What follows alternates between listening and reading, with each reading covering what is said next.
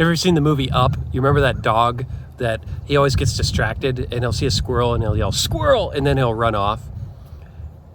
I'm kind of like that when I pray. I don't know about you. But when I pray, I get distracted by some dumb things, some really important things. Maybe I'm just thinking about the things of the day. Whatever it is, I get distracted.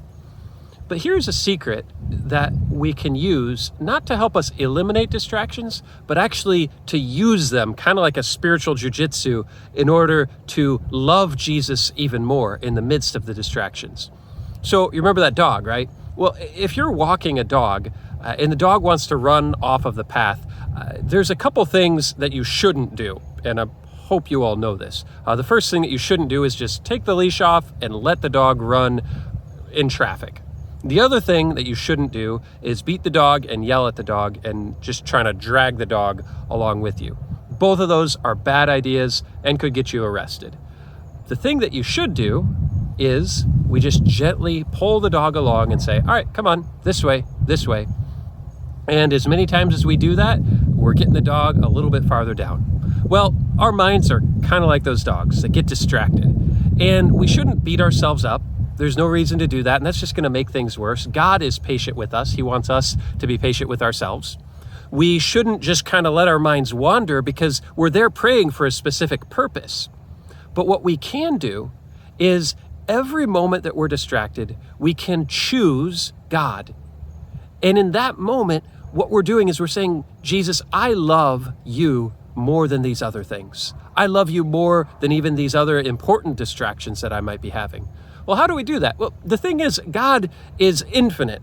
He's so vast, there's no way that we can fully comprehend him. So God does us this favor of giving us objects to focus on. Now, I don't just mean physical objects, so it could be. Physical object could be something like a rosary.